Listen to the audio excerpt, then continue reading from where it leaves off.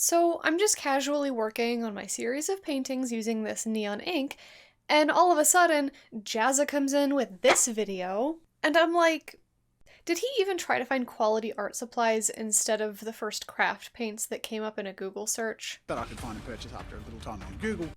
Oh. No shade, Jazza, that video was cool as hell, and the blacklight reveal was amazing. But after a full month of using these neon inks to create a new illustration every day, I think I can make a definitive judgment on whether the Daler Rowney Fluorescent Acrylic inks are a product that's worth buying. Now, full disclosure, I was planning on making a review video for these inks anyway because I've been using them all month, but when Jazza's video came out, I couldn't help but notice the paint he was using. And come on, I had to say something.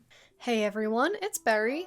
If you haven't been following along recently, I've been painting cyberpunk-inspired illustrations through the entire month of October, and as we're wrapping up now, I wanted to give my thoughts on the neon inks that I bought for this project.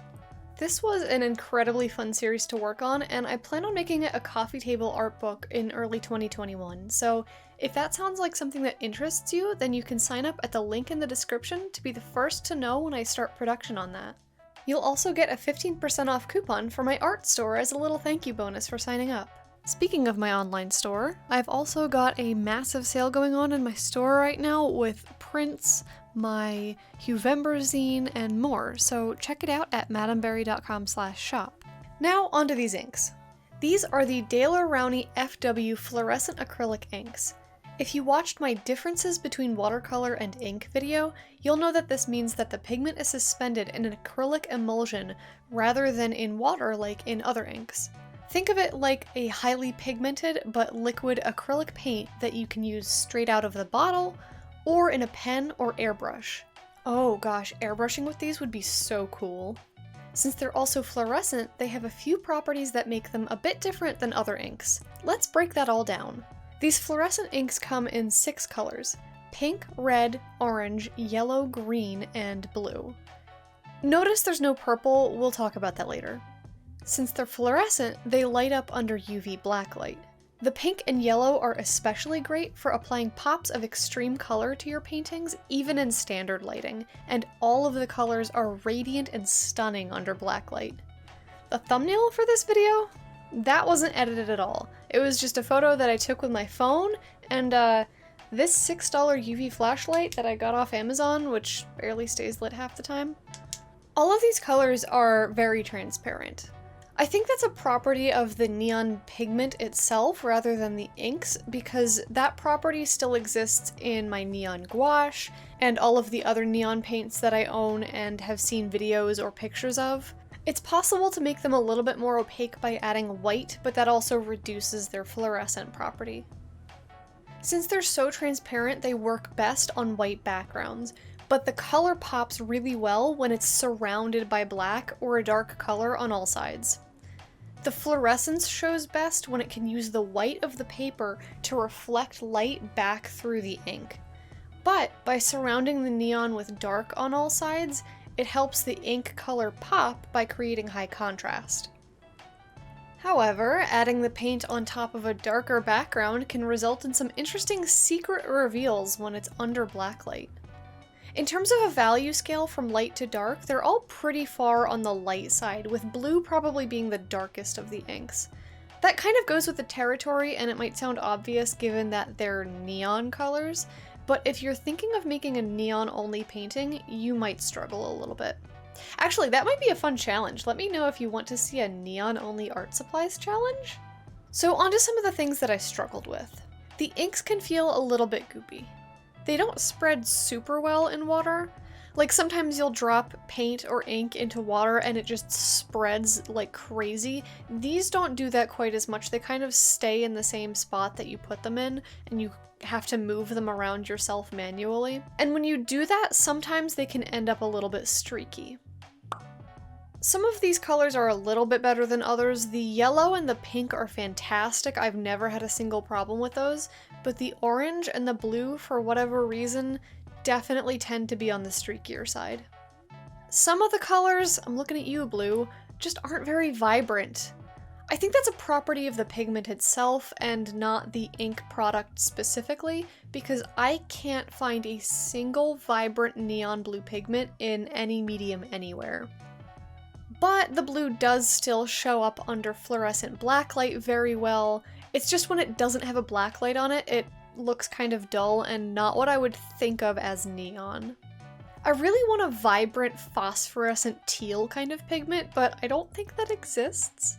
I wouldn't say they mix particularly well. You can mix colors, I've mixed purple, but since you're mixing pigments that fluoresce different colors under blacklight, you kind of end up with this weird grayish color when you shine the blacklight on it. These inks work in dip pens just like most inks, but I've noticed that they don't flow quite as nicely out of the pen.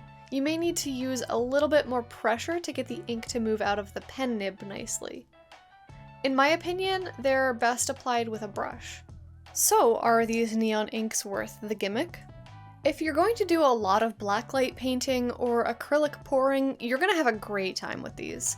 If you're thinking about them just in terms of use under a blacklight, you might consider them kind of gimmicky, but you also have to remember that fluorescent pigments are going to be some of the most intense colors that you can use, and if you're looking for that brightness and intensity in your work, these might be worth the investment, even if you never plan on shining a blacklight on them at all.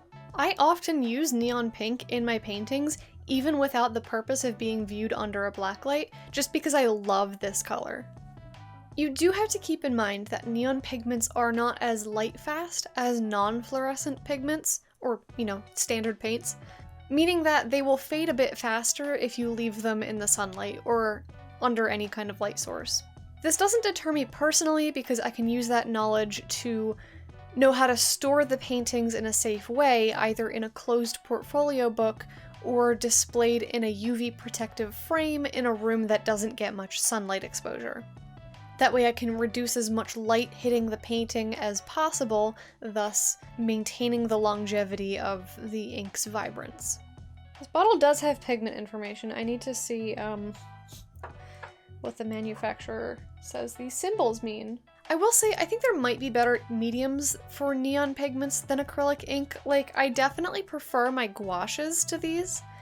That might just be because I'm primarily a gouache artist, but I've also experienced that my gouache tends to be less goopy and streaky than these inks tend to be. But these also work with a dip pen and an airbrush, while gouache and acrylic paints usually don't, so that's something to consider if you're looking at different neon products. Something important to note is that if you typically produce art to be scanned and printed, any fluorescent pigment that you buy in any medium, not just limited to these inks, is not going to show up nicely in the scanner. I think, and tell me if I'm wrong, science people, but I think what happens is the fluorescent pigment reflects too much of the scanner's light, so they end up showing up a lot lighter than they should. I'll try to insert a picture here so you can see what I mean. They also obviously won't be neon when you print your art, since your printer probably doesn't have neon ink in it. Though if you do have a printer with neon ink in it, color me jealous. You may be able to find a printing company that does fluorescent Pantone spot printing, but I haven't experimented with that and your mileage may vary. Or you could hand embellish your prints with neon ink if that's your thing. But definitely keep in mind that you're going to have to do some color correction after scanning, and that your prints will not have the same properties as the original artwork. If you got something out of this video, please give it a thumbs up for me because it really helps the channel out and I appreciate it so much. So yeah, hey Jazza, what's up with those craft paints? This roast was a joke, please don't anybody actually be mad. For all I know, these inks might not even be available in Australia. These were an absolute blast to work with all month, and I look forward to using them more, maybe in combination with other mediums, now that Cyberpunktober is over. Let me know in the comments what you think the most interesting use for these inks would be. Oh man, we made it through a whole month. Cyberpunktober was a ton of fun, but if I'm honest, I'm really looking forward to doing something else finally. I've got plenty planned, both with gouache and with other mediums, so make sure you've got notifications turned on for my videos so that you don't miss out. If you want to see more of my cyberpunk ink paintings, click this video right here. Until next time, take care. I can't roast with a straight face.